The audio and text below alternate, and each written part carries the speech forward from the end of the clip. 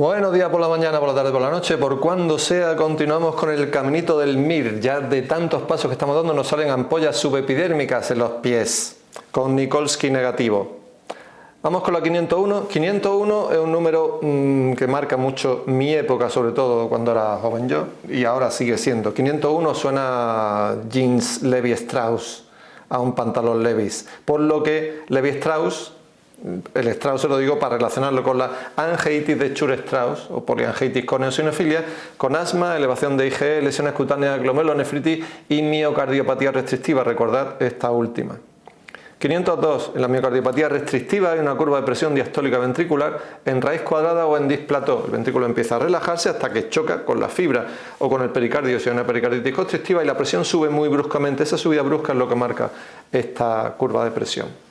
El displató o displateado, y plateado, más bien plateada, es la tinción argéntica con la que se ve la Bartonella o Roxalimea Henselae, agente productor de la angiomatosis bacilar.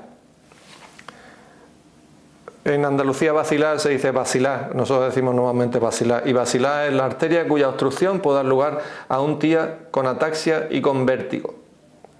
Hablando de ataxia, 505, la ataxia de Friedrich produce escoliosis y pie cabo. 506, acabo de darme cuenta de que no he preguntado todavía por el riesgo relativo. Si un riesgo relativo es 0,89, significa que hay una reducción de un 11% del riesgo de padecer enfermedad.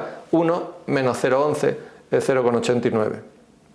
507, la fracción etiológica, hablando del riesgo relativo, también se puede calcular mediante la fórmula riesgo relativo menos 1 partido por el riesgo relativo. Hablando de riesgo relativo, RR 508, un RR irregular con ausencia de ondas P, indica que hay una fibrilación auricular. Hemos cambiado de cardio, sí. 509, fibrilación auricular. Una estenosis mitral con fibrilación auricular no tendrá refuerzo presistólico del soplo, ni onda A, ni onda P en el electrocardiograma, ni cuarto ruido. 510. Hablando de soplo sistólico o de refuerzo presistólico, un infarto con soplo sistólico y gran elevación de la onda V en la presión auricular izquierda sugiere que hay una insuficiencia mitral aguda por isquemia o por rotura del músculo papilar. 511. Papilar es el tipo más frecuente de cáncer de tiroides. Se da con más frecuencia en zonas con alta ingesta de yodo y puede tener calcificaciones en cuerpos de samoma y tiene además diseminación linfática, como sabéis. 512, hablando de cáncer de tiroides bien diferenciado, tras la tiroidectomía total de un cáncer bien diferenciado del tiroides, se completa el tratamiento con ablación de los restos tiroideos con yodo radiactivo. Seguimos con la 513, el radioyodo, el tratamiento de elección del bocio multinodular tóxico en ancianos. 514, la asociación de bocio con hipotiroidismo en países occidentales es más probablemente producida por una tiroiditis autoinmune, la de Hashimoto concretamente. 515. Si en este caso de tiroiditis de Hashimoto existe también hipotensión, hiperpotasemia y acidosis metabólica, entonces pensamos también que hay un fallo suprarrenal y por lo tanto pensamos en un síndrome pluriglandular inmune, un Addison asociado. 516. La insuficiencia suprarrenal de origen tuberculoso se caracteriza por las calcificaciones suprarrenales. 517, hablando de tuberculosis y de complicaciones suyas, la meningitis tuberculosa puede acompañarse de romboencefalitis con alteración de pares craneales. 518, también hay romboencefalitis en la meningitis por listeria, que es más frecuente en recién nacidos y en pacientes neoplásicos. 519, añadir ampicilina en el tratamiento de la meningitis es lo que recomendamos cuando tratamos una listeriosis. El principio de la frase lo ha dicho como el maestro Yoda. Ampicilina añadir deberías si listeriosis sospecharas. Vale, perdón. 520. Las cefalosporinas de tercera generación se emplean para las meningitis neumocócicas o meningocócicas. Hemos tratado antes listeria, ahora las cefalosporinas las cargamos más cuando se trata de estos cocos. 521. Neumococo, hablando de él, es un patógeno frecuente en las infecciones otorrinolaringológicas junto a Moracella y a Haemophilus. 522. Este último, Haemophilus, el agente causal de la epiglotitis aguda bacteriana, cuyo signo radiológico es el del dedo gordo. 523, me he dado cuenta que esta la he repetido con el primer día, perdón. El dedo gordo del pie suele sufrir el primer ataque de artritis gotosa aguda. Sorry por la repetición, pero bueno, un ultra repaso. 524. En la crisis de artritis gotosa, en su tratamiento no se deben emplear hipouricemiantes hasta que no pase la crisis, o sea, solo antiinflamatorios. No reducimos el ácido úrico en ese momento porque puede agravarse el cuadro. 425. Posteriormente a esa crisis de artritis gotosa aguda, emplearemos hipouricemiantes y colchicina. 526. La colchicina reduce la probabilidad de amiloidosis en los pacientes con fiebre mediterránea familiar. 527. En la fiebre mediterránea familiar, como hay episodios de abdomen agudo de repetición y piensas que es por la fiebre mediterránea familiar, es por el componente peritoneal, se recomienda hacer la apendicectomía para que no pase que uno de ellos de pronto el paciente venga con un dolor abdominal y diga, si tiene fiebre mediterránea familiar no pasa nada, y sea apendicitis de verdad. Entonces se recomienda en pacientes que tengan estos brotes la apendicectomía. 528. También hay cuadros de abdomen agudo recurrente en la porfiria aguda intermitente. 529. El tratamiento de las crisis de porfiria aguda intermitente se hace con derivados del grupo hEM. 530. Hablando del grupo hEM, si no hay hierro para sintetizar el grupo hEM, habrá un aumento de protoporfirina eritrocitaria libre. El grupo hEM se compone de protoporfirina y de hierro. Si no hay hierro, pues la protoporfirina queda suelta. 531, en estos casos de ferropenia, hay también un aumento del índice de distribución eritrocitaria que indica una anisocitosis. 532, anisopoiquilocitosis, policromatofilia y reticulocitosis son las características del síndrome hemolítico. 533, con esquistocitos y con insuficiencia renal después de una colitis por E. coli, constituye un síndrome urémico hemolítico, la hemólisis junto con esos datos.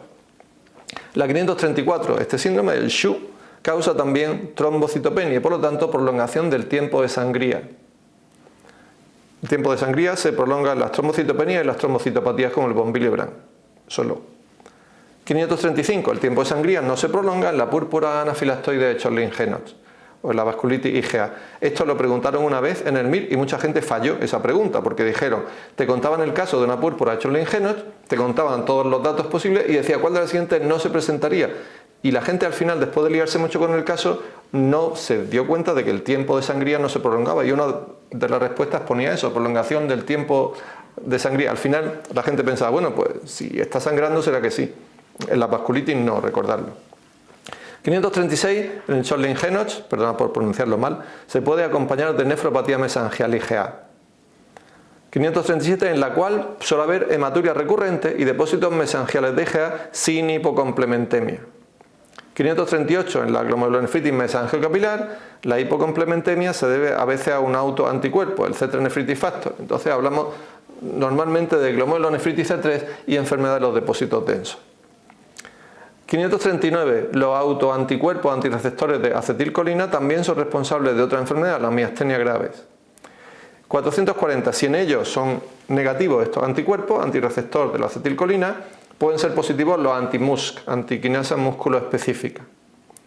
541. En la miastenia grave se usan los anticolinesterásicos, algunos de los cuales también son empleados en pacientes con Alzheimer. 542. Ante un paciente con demencia, hay que descartar causas solucionables como la sífilis o el déficit de vitamina B12, entre otros. 543. En el déficit de vitamina B12 hay signos de eritropoyesis ineficaz con elevación de la LDH, bilirrubina indirecta y descenso de la aptoglobina, signos de hemólisis. Pero que en este caso sería eritropoyesis ineficaz porque no hay un aumento de los reticulocitos en sangre periférica, que es lo que diferencia este síndrome del síndrome hemolítico. 544, la he dicho antes, la diferencia con las hemólisis es la cifra de reticulocitos que están altos en esta última. Vale, sorry. 545, los reticulocitos pueden no estar elevadas en algunas hemólisis, como en la HPN o en las talasemias, porque haya también un trastorno de la médula ósea, o sea, haya una poca capacidad regenerativa de la médula ósea que se añada al síndrome hemolítico. En la HPN se usa como tratamiento eculizumab, anticuerpo monoclonal anti-C5. Hablando de C5, una lesión de hemimédula cervical a nivel C5-C7 puede acompañarse de signos de segunda motoneurona en el brazo homolateral, de primera motoneurona y cordones posteriores en la pierna homolateral y termoalgesia en la pierna contralateral, ¿vale? Por las vías ya recordáis cómo están situadas. 548. El síndrome cordonal posterior es una causa de ataxia sensitiva. La ataxia con parkinsonismo es típica de la atrofia oligopontocerebelosa desde Geraint-Thomas, que ya conocemos. Si tomas berros sin limpiar, puedes pillar una faciolasis o una faciolosis, como queráis llamarla, y sufrir colecistitis con eosinofilia, por ese parásito, por ese trematodo. Y por último, la meningitis con eosinofilia. Esto es una flipada mía como último paso de hoy, si queréis pasar sobre ella, pero es una cosa que leí en el Harrison un día y que se me quedó como muy grabada. La meningitis con eosinofilia puede ser provocada por un bicho, por un gusano que se llama el Angiostrongylos cantonensis. No me hagáis caso en esta última, terminamos el caminito de hoy.